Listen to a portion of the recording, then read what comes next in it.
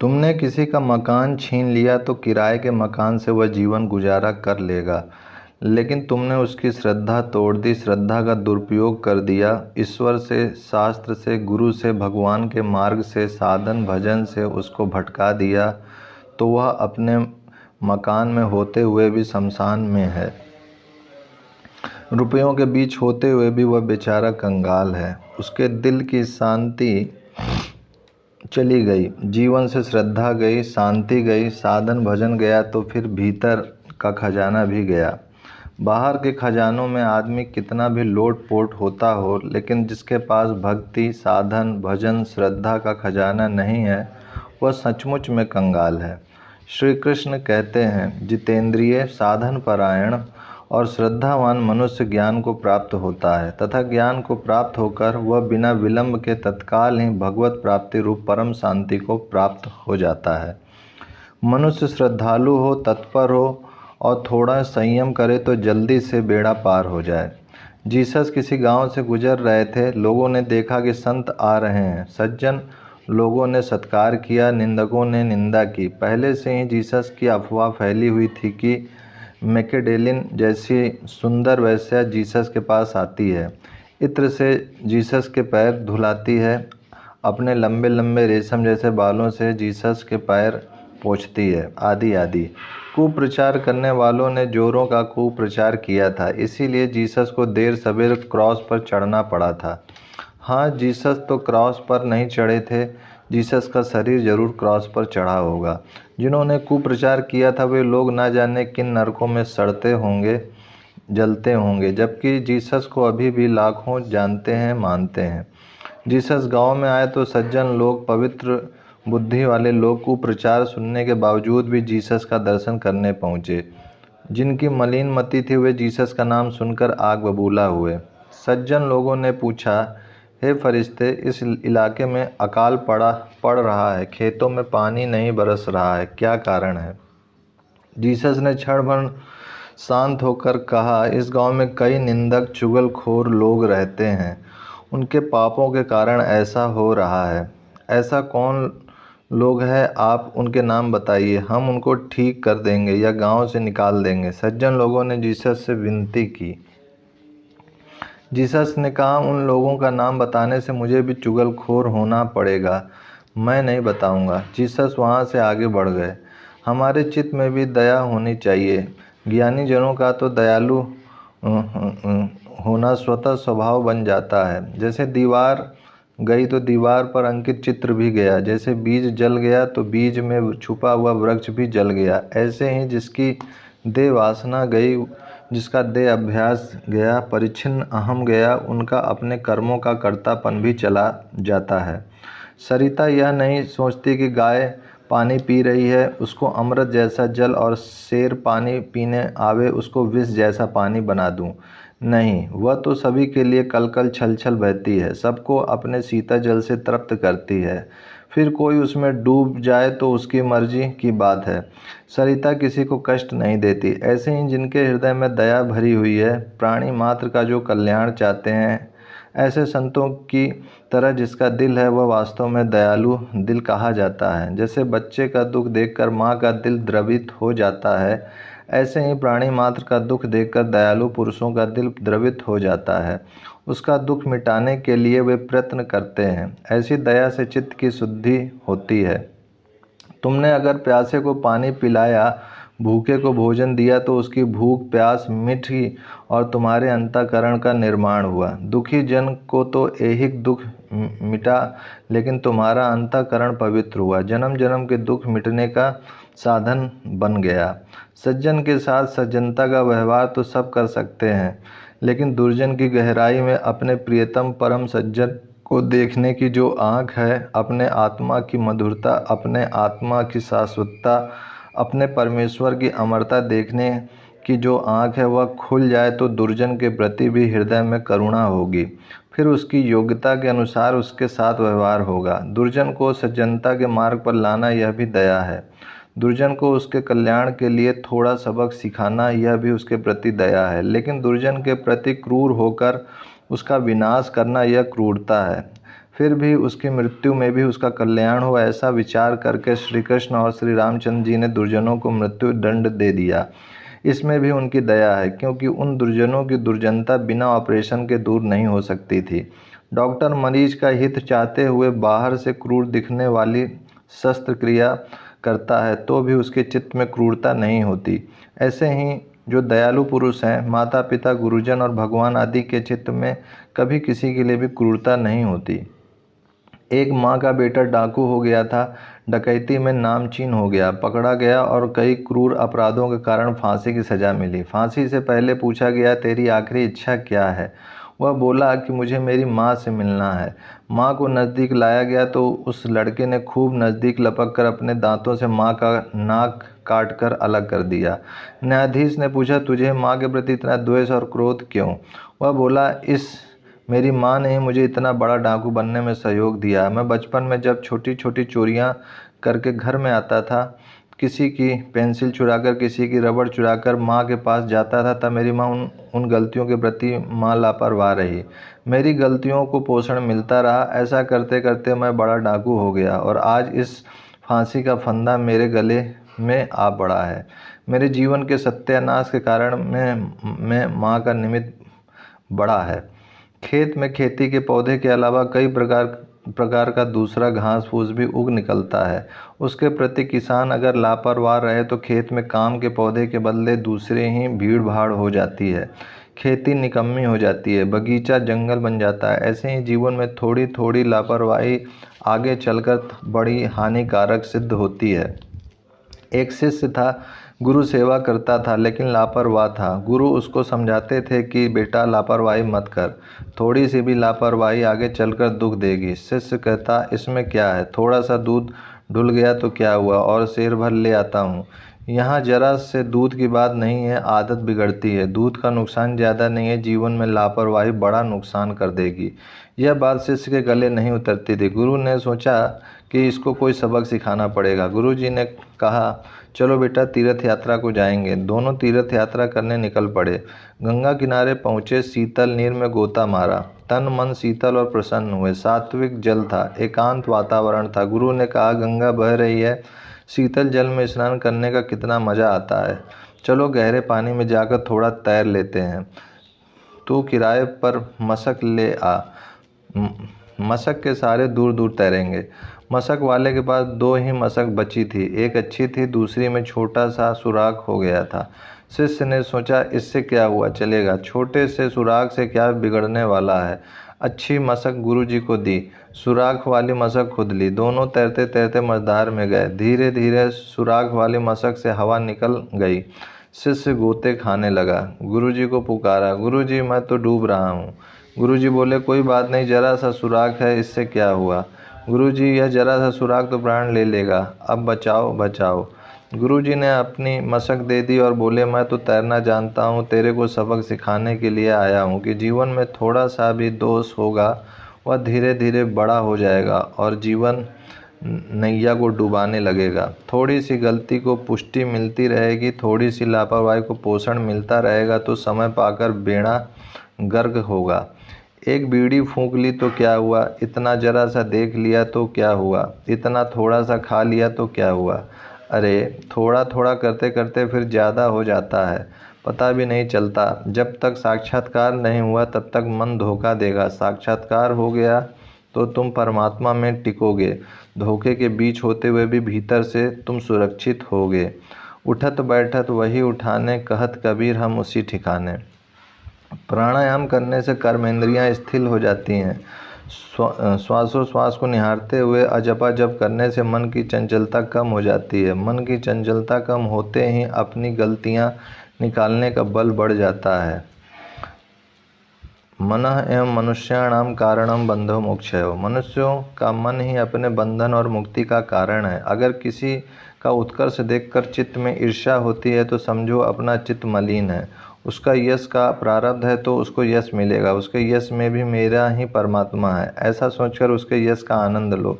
किसी को ऊंचे आसन पर बैठा देखकर उससे ईर्ष्या करने के बजाय तुम भी ऊंचे कर्म करो तो तुम भी ऊंचे आसन पर पहुंच जाओगे। अभी जो ऊंचे आसन पर बैठे हैं उनमें परमेश्वर की कृपा से ऊंचाई है। वाह प्रभु, तेरी लीला अपरंपार है। ऐसा सोचकर तुम ऊंचे चले आओ। ऊंचे आसन पर बैठने से आदमी ऊंचा नहीं हो जाता, नीचे आसन पर बैठने से आदमी नीचा नहीं हो जाता। नीची समझ है तो आदमी नीचा हो जाता है और ऊंची समझ है तो आदमी ऊंचा हो जाता है। ऊंची समझ उन्हीं की है जिनके स्वभाव में अहिंसा, सत्य, अक्रोध, त्याग, शांति आदि दैवी गुण का विकास होता है। विषयों में लोलुपता नहीं होनी चाहिए। रंग अवधूत महाराज नारेश्वर वाले बैठे थे। वलसाड़ से कई व्यक्ति बहुत बढ़िया किस्म के आम अवधूत जी के समक्ष लाए। आम की भूरी भूरी प्रशंसा करने लगा और काट कर अवधूत जी के सामने रखकर खाने के लिए विनती की।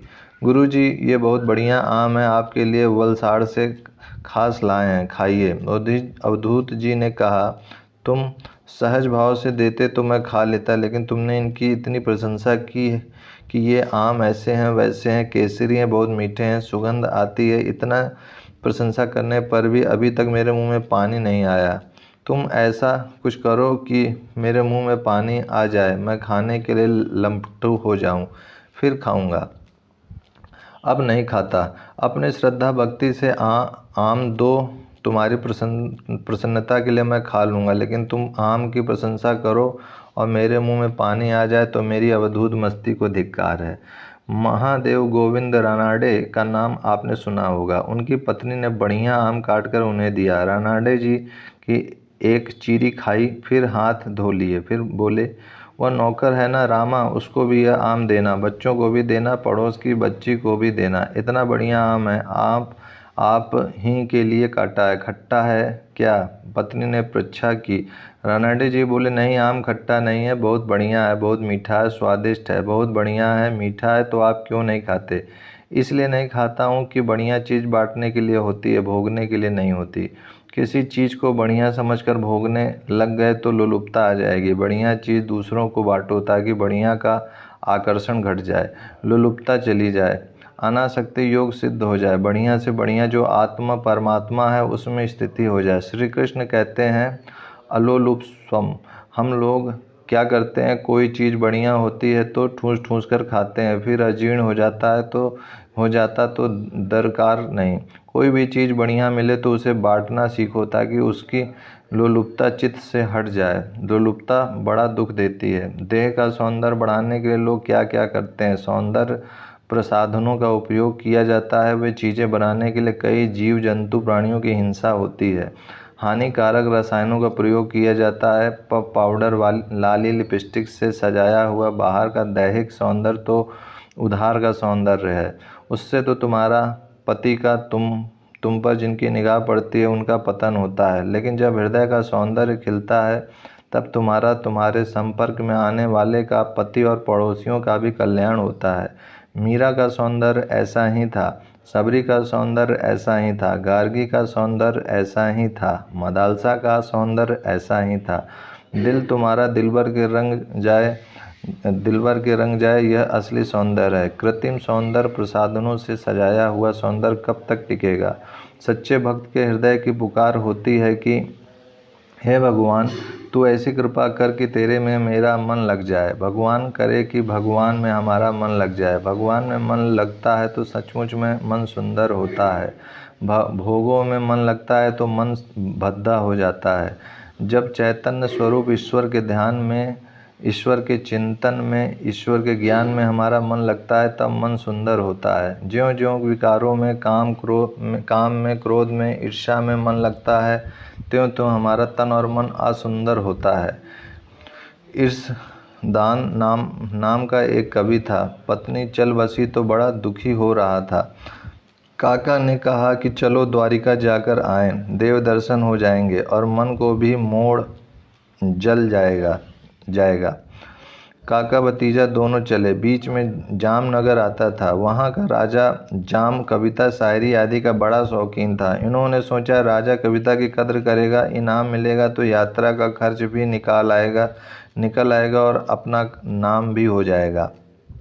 दोनों राजा जाम के राज दरबार में गए, अपना कवित्व प्रस्तुत किया। कविता शायरी में राजा की प्रस्तुति अपनी छटादार शैली में सुनाई। राजा झूम उठा, दरबारी लोग वाह वाह पुकार उठे। मंत्री लोग भी चकित हुए कि आज तक ऐसी कविता नहीं सुनी। कवियों को कितना इनाम देना, कैसी कदर करना, इसका निर्णय करने के लिए राजा ने एक उच्च कोटि के विद्वान राजगुरु पीताम्बर दास भट्ट को आदरपूर्वक अपने दरबार में रखा था। ईर्षदान की कविता सुनकर राजा खुश हुए। राजा ने कवि को पुरस्कार देने के लिए पीताम्बर भट्ट की ओर निहारा। जो उचित लगे वह इनाम इस कवि को दे दिया जाए। पीताम्बर भट्ट ने निर्णय सुना दिया कि इस कवि के सिर पर 7 जूते मार दिए जाएं। सुनकर सभा दंग रह गई। पीताम्बर भट्ट का सभा में प्रभाव था, उनकी आज्ञा का उल्लंघन कैसे किया जाए। कवि के सिर पर 7 जूते मार दिए गए। कवि के दिल में चोट लग गई। इतनी बढ़िया कविता सुनाई और पुरस्कार में 7 जूते। भरी सभा में ऐसा अपमान, और बिना किसी अपराध के। कुछ भी हो, मैं इस पंडित को देख लूँगा। ईर्षदान का खून उबल उठा। कवि सभा छोड़कर चला गया। मन ही मन निर्धारित कर लिया कि इस पीताम्बर भट्ट को आज ही यम सदन पहुंचा दूंगा। पत्नी मरने का दुख इतना नहीं जितना मेरी सरस्वती माता के अपमान से दुख हुआ है। मेरी कविता का अपमान हुआ है। कवि ने तलवार तेज कर ली। रात्रि में पीताम्बर भट्ट का उनके घर में शिरच्छेद करने के इरादे छुपकर कवि उनके घर पहुंचा। पीताम्बर भट्ट दिन को कहीं और जगह गए थे, रात्रि को देर से अपने घर पहुंचे। सारे नगर में बिजली की तरह सभा वाली बात पहुंच गई थी। जगह जगह चर्चा हो रही थी कि पीताम्बर भट्ट ने आज सभा में एक युवान छटादार कवि का घोर अपमान करवा दिया। उसकी कविता से पूरी सभा नाच उठी थी। राजा जाम भी प्रसन्न हो गए थे, लेकिन पीताम्बर भट्ट के प्रभाव में आकर राजा ने कवि को भरी सभा में 7 जूते लगवाए। बड़ा अन्याय हुआ। पीताम्बर भट्ट की पत्नी सरस्वती ने यह सब जाना। वह चिढ़ गई कि सरस्वती की पूजा उपासना करने वाली कवि का ऐसा अपमान मेरे पति ने किया। वह रूठ गई। रोष में आकर घर का दरवाज़ा भीतर से बंद करके कुंडा लगाकर झूले पर बैठ गई। आज उनको घर में नहीं आने दूंगी। पीताम्बर भट्ट घर लौटे। भट्ट जी ने देखा कि घर का दरवाज़ा भीतर से बंद है। हर रोज़ तो पत्नी इंतजार करती थी, पानी लेकर पैर धुलाने के लिए तैयार रहती थी। आज कहाँ गई। दरवाज़ा खटखटाया तो पत्नी की आवाज़ आई, क्या है? मैं दरवाज़ा नहीं खोलूँगी। प्रिय, तुझे क्या हो गया? दरवाज़ा क्यों नहीं खोलेगी? भट्ट जी चकित हुए। पत्नी झुंझलाकर बोली, आप वे ही भट्ट जी हैं जिन्होंने एक कवि को भरी सभा में 7 जूते लगवाए? मेरे घर में आपके लिए जगह नहीं है। पीताम्बर भट्ट कहते हैं, लोग तो मुझे नहीं समझ पाए, लेकिन सरस्वती तू भी मुझे नहीं समझती। इसमें क्या समझना है? किसी कवि को 7 जूते मरवाना। आप राजगुरु हो गए तो क्या हो गया? ऐसा घोर अन्याय। सरस्वती का रोष नहीं उतरा। भट्ट जी ने कहा, देवी, मैंने राजगुरु के मद में या ईर्ष्यावश होकर जूते नहीं मरवाए। तू दरवाज़ा खोल, तेरे को सारी बात बताता हूँ। पत्नी ने द्वार खोला। भट्ट जी बैठे झूले पर, पत्नी चरणों में बैठी। राजगुरु कहने लगे, कवि की कविता तो बढ़िया थी, लेकिन उनमें नारायण के गुण नहीं गाए थे, नर के गुण गाए थे।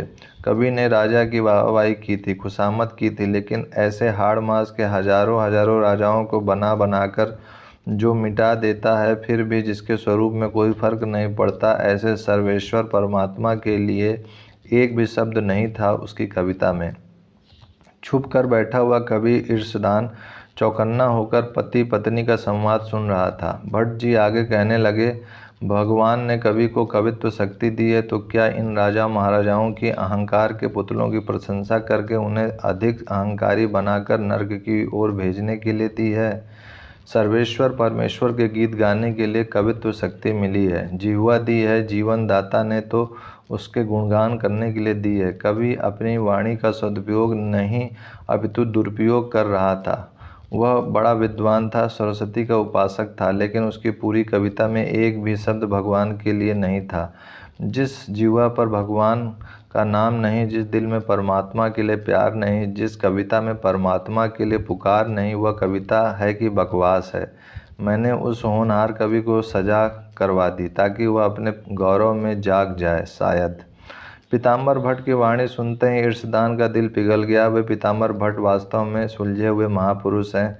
इनका वध करने को आया था। धिक्कार है मुझे, धिक्कार है। ओम ओम ओम।